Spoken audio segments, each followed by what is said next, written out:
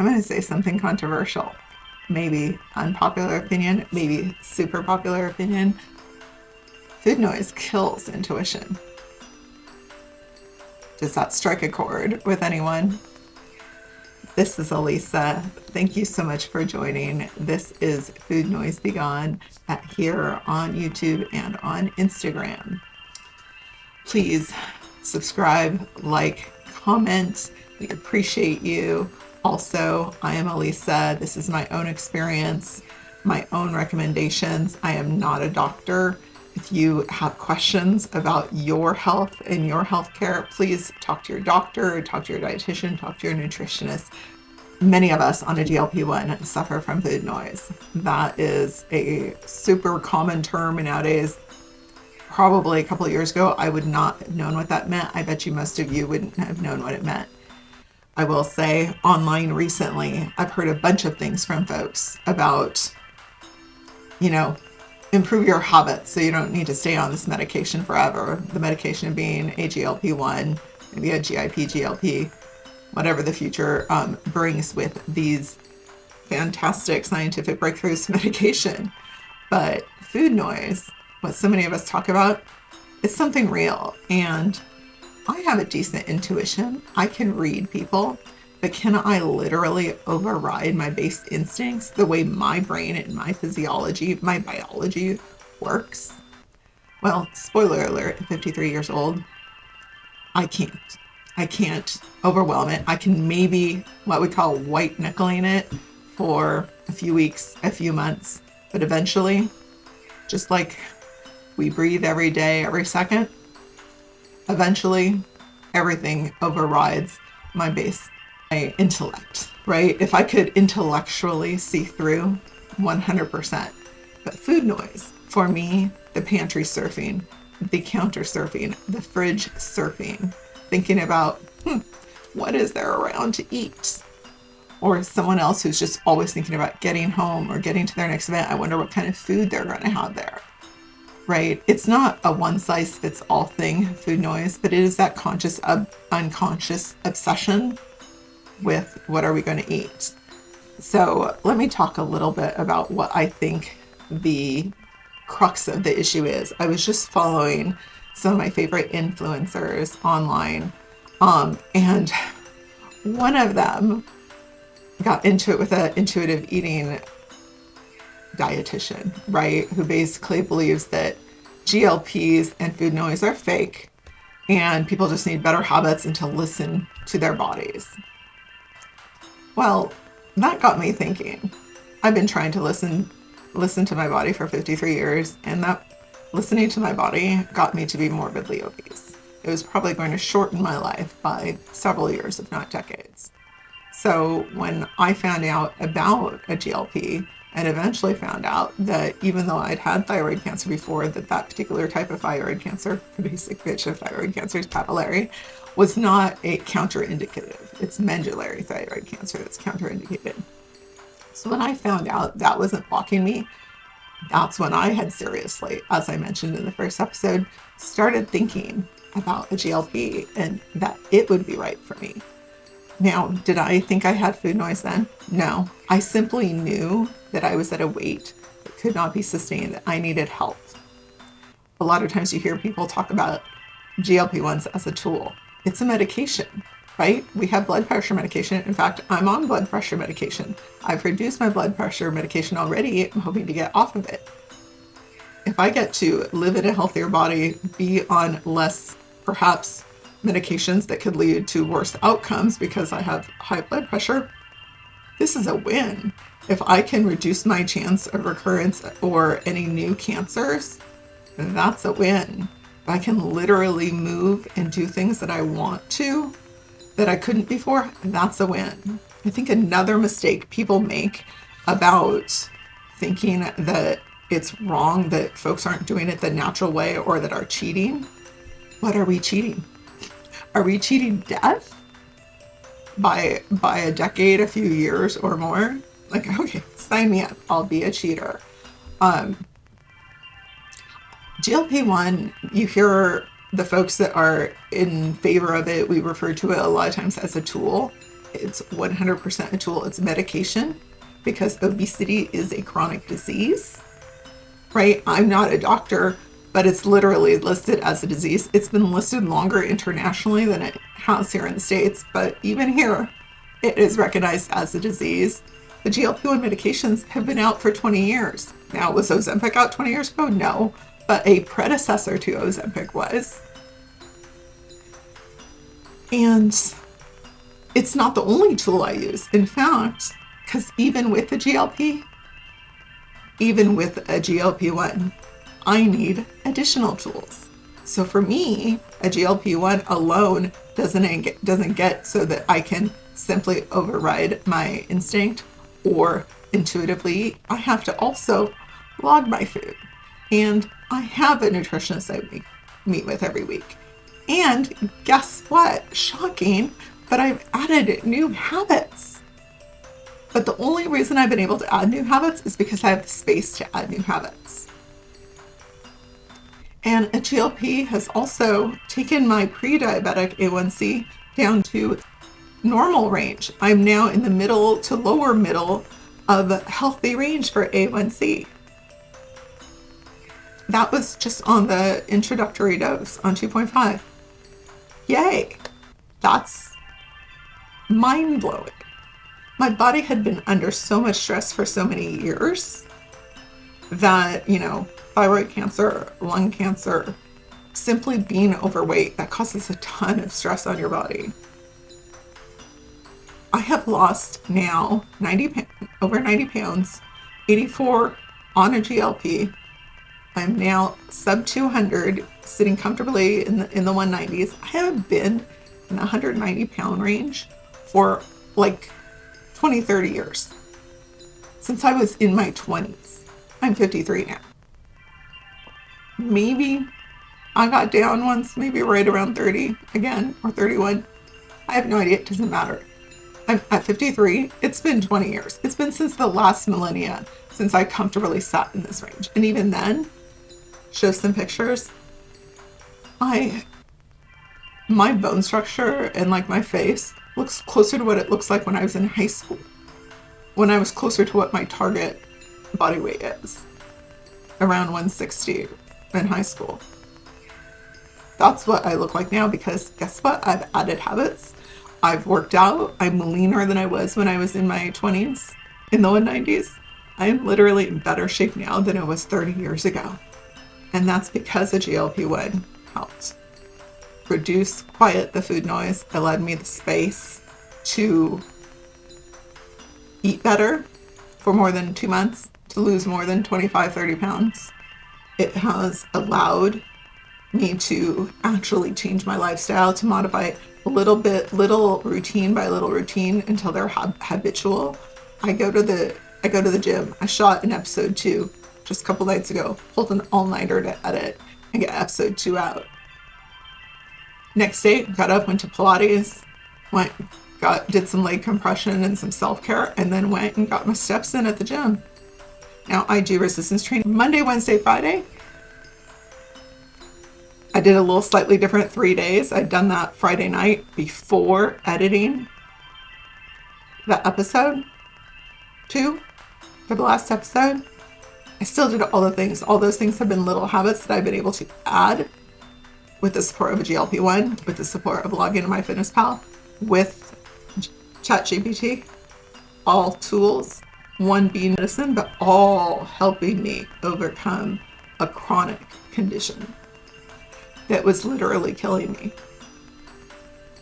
So, yeah, food noise kills. Food noise kills intuition. It likely was killing me quite literally.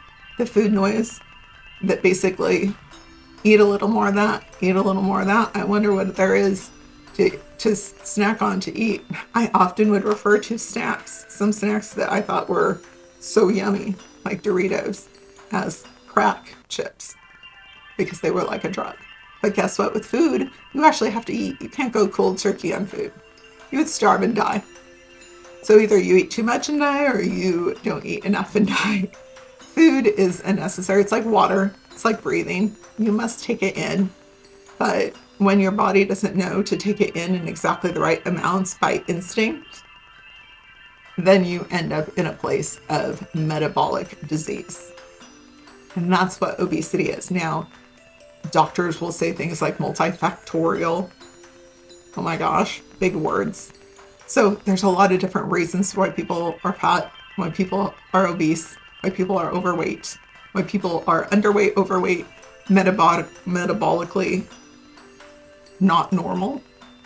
And that's fine. And do I think people that can intuitively eat and create patterns without medication are so lucky? Yes.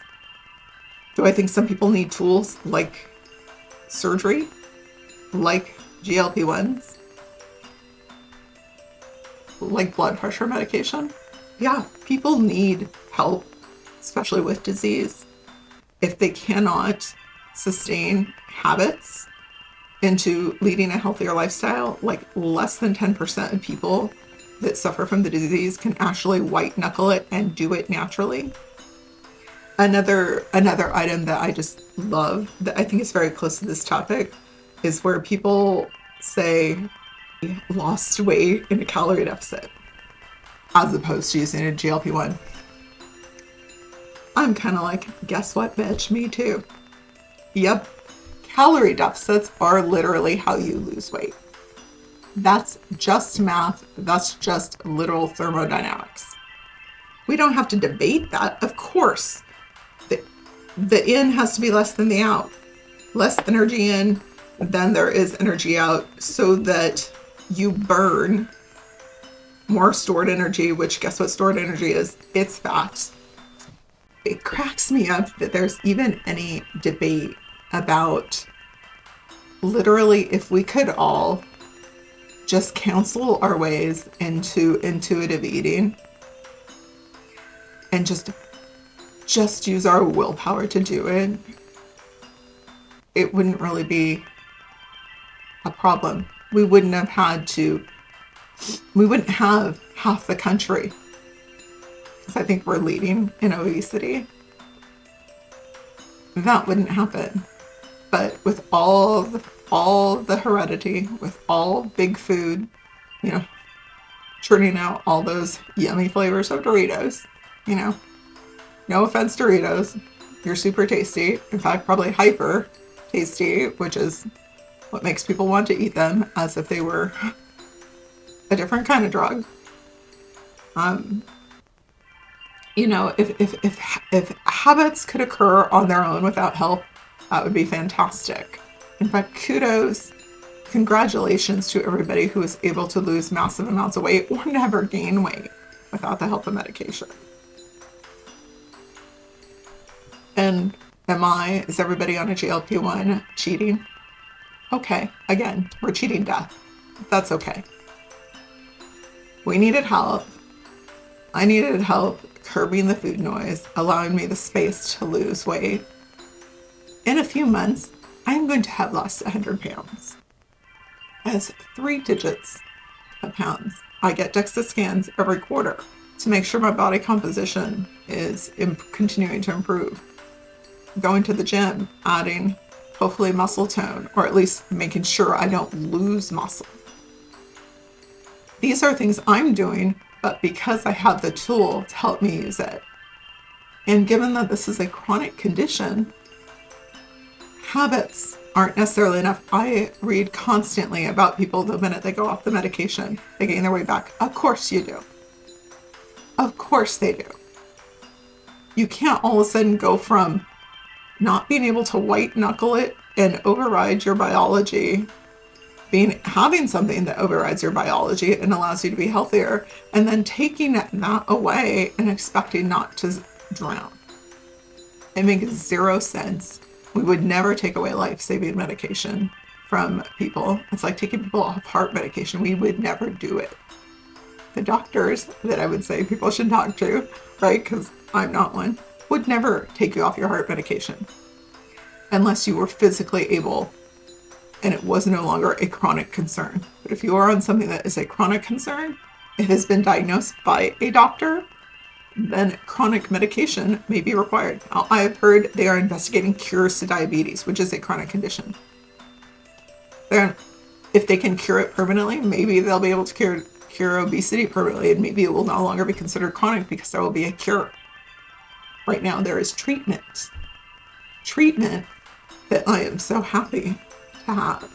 And I think everybody else that's benefited from this, all of us that will live longer and have lower disease risks because of this medication, that's impressive. And then food noise is greater than intuition is this whole concept of eat less, move more. That's kind of like calorie deficits, right? Of course, you should eat less and move more. Guess what I can do now?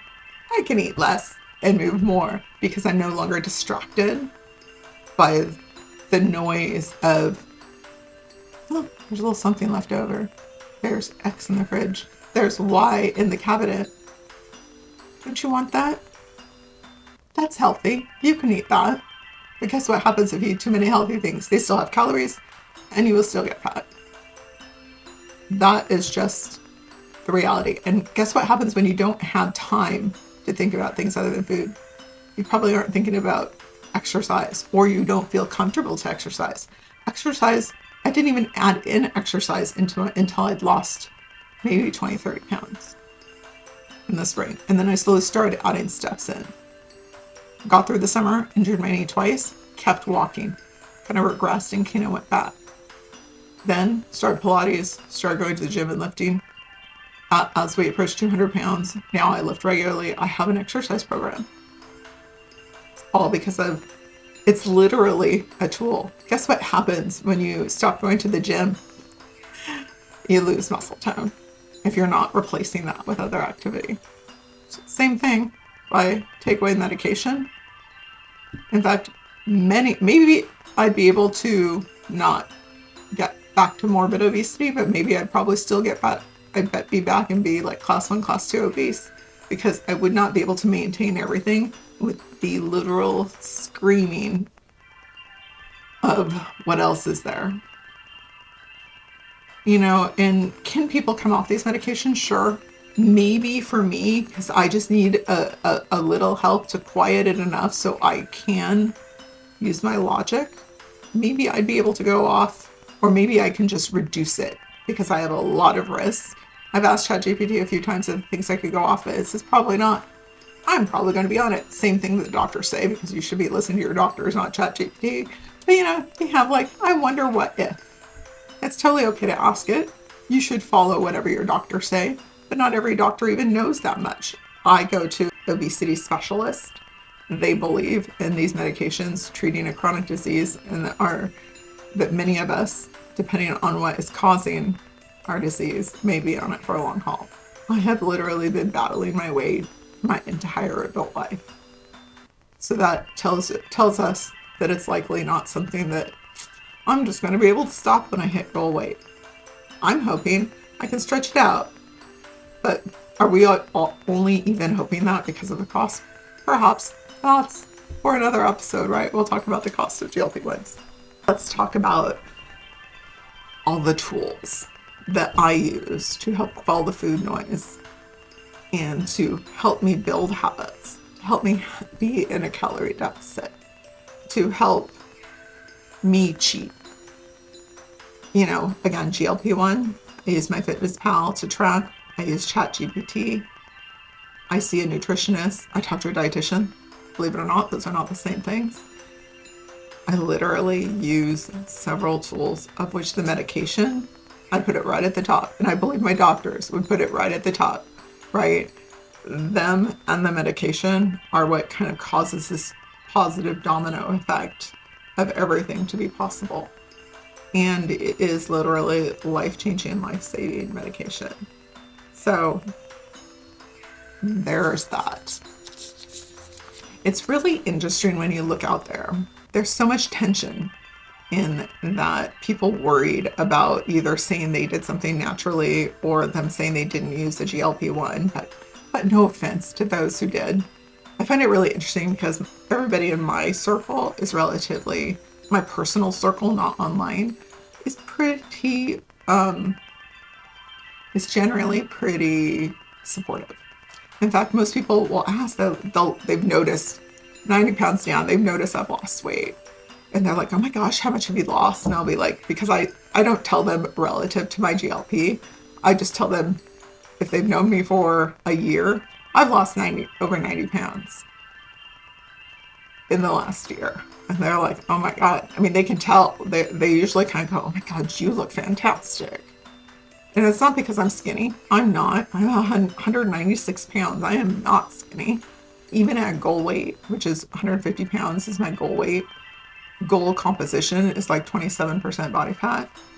I'm not going to be skinny. Right now, ChatGPT says my target size range is likely a 6'8". It had said it was 8'10", but that my body composition and changes at 190 are setting me up for that trajectory of size. Great, we all want to look cute. But looking cute is almost like the side benefit to all of this. It's being able to live healthier and do things easier and just live easier. That's really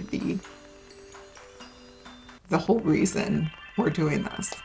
I mean, honestly, I just want to get to be metabolically and medically considered healthy, and to get to a normal BMI, even if it's just 4 pounds under what would be considered normal. That's my goal. My goal is to look good, to feel good, and to live good. I think that's all of our goals. And trust me when I say this, most of us would love not to have to use medication. That's just not reality. And the fact is, we have come to understand that. The culture out there, if we're going to get back to that, is that naturally is rewarded highest. Yay, you were able to lose weight naturally. Or you were able to lose weight in a deficit, which again, congratulations, me too.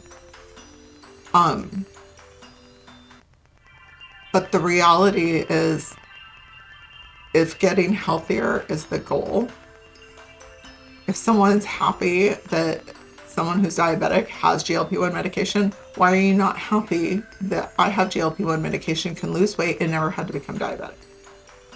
Like, I may become diabetic when I get older. All of my aunts and my mom are diabetic.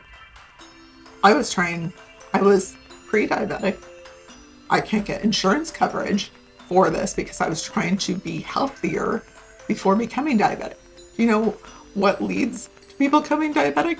Usually you increase your chances of becoming diabetic when you're gaining weight. Now, does everybody who is diabetic overweight or obese? No. But it increases the chances, just like it increases the chance of cancer. So why wouldn't we try to avoid getting those worst things? Why wouldn't we try to get healthier sooner? And or if we already have a few of those conditions, of course, we want to be able to try to reduce that, to have less comorbidities. Wasn't that what everybody was talking about during the pandemic? I mean, those are the things that I don't understand what the brouhaha is about. Is it skinny privilege? I can't wait until I have skinny privilege. Bring it on. I'll be like, I think there's another influencer that basically says people don't like that people get skinny by using the medication. I'm sure they won't. They'll be like, oh, she must have used Ozempic. Everybody I know that used something, whether they were diabetic or not diabetic or had some other condition, like, hell yeah, I used it. I'm super proud. I'm like, I don't care. Of course I used it. If I'd gotten bariatric surgery, I'd be like, yeah, I had surgery. I mean, honestly, I'm using the medication so I didn't have to have surgery. I didn't want surgery. For others, surgery made a lot of sense because they didn't necessarily want to be on medication, or they had the surgery, and guess what? Now they're also on the medication. Because obesity is the disease. These are medical treatments. Surgery, medication, all medical treatments. So I kind of say it again. Food noise kills intuition. We could say food noise is instinct for some of us. It is like our overriding physiology. Intuition is like a whisper. It's a whisper, it's a whimper, it's even maybe our intellect in some cases. Food noise kills intellect, it kills logic, it kills the white knuckling, it kills the discipline, it kills habits. It overrides and is greater than all of it. It is why I named this channel and my Instagram Food Noise Be Gone, because I want it gone. I want it gone and to be healthy. I'm pretty sure that's what we all want. And for those that have been able to overcome it, I say congratulations. Congratulations if you use medication. Congratulations if you were able to do it without medication. But guess what? If later you decide you're like the constant day-to-day struggle is too much and everybody else is using it, so I'm too, great. You know, every day they're finding something else that this medication helps with. You know, they're studying it for dementia. They're studying it for alcoholism. You know, people are already, you know, going off label and getting it prescribed for different things because it's kind of a miraculous medication. Again, talk to your doctor. Do not, you know, it is medication. It is a drug. You don't want to take drugs without medical supervision, without a doctor. And I mean, the irony of all this is there's the extreme of your gym bros, and I'm saying like this extreme health and fitness folks that are like, you know, they'll be like, huh, interesting. Thought calorie deficits didn't work. No, we were never saying calorie deficits didn't work. But it's funny, in that extreme, some of your gym bros are shooting up not even approved yet, only for rats, medication. Retatrutide. Yeah. Do not recommend, is not approved, but like they're doing anabolic steroids and all that too. So they don't even care that it's not approved. But somehow that's okay because it burns fat too. It's like a triple agonist. So people are like the super health, like the quote unquote health nuts, you know, they're okay if it helps them burn fat and reveal their muscle, but like their friends in their adjacent health spaces aren't okay that we're using a medication to be able to improve our life. Or they're like, unless you add habits, like I've added healthy habits, but I've not added healthy habits, and someone else who hasn't added those habits, I'm no better than they are. I just needed to do that for me. At the end of the day, whether I go to the gym or walk 10,000 steps, if I'm 100 pounds lighter, I'm still healthier, period, full stop. If I have to stay on the medication the rest of my life and can live on a healthy weight, my heart is happier. I don't have to be a gym girl to do that. I will be healthier. Now, will I be healthier, be able to do more if I can have a higher muscle mass? 100%. I want to be able to do all the things. My experience is I don't just want to be lighter. I want to be strong. I want to be fit. I want to be able to do all the things. And I'm finally able to. So these are binary choices. Some of us actually just want it all. And I'm going to leave this with something else super controversial. You know, they always say, you know, it's like us fat girls, you know, we have the good personalities. What is skinny privilege going to do when the girls with the good personalities are also skinny? Or maybe not skinny, but are also hotter. They have good personalities and are hot. What's all the skinny privilege going to do then? Who knows? Good personality and they're skinny. Thanks, Ozempic. Anyway, thanks so much for joining me. I think I probably didn't talk about half of it, but I think we all want to be able to say, yeah, food noise is real.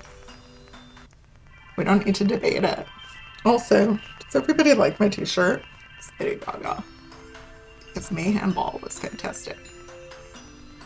I should try on my Mayhem outfit again. I bet you it looks really good. Anyway, stay cute and food noise be gone. Until next week, make sure to subscribe, like, comment. Thank you so much for being here. And we will talk talk again next week. Thanks. Bye.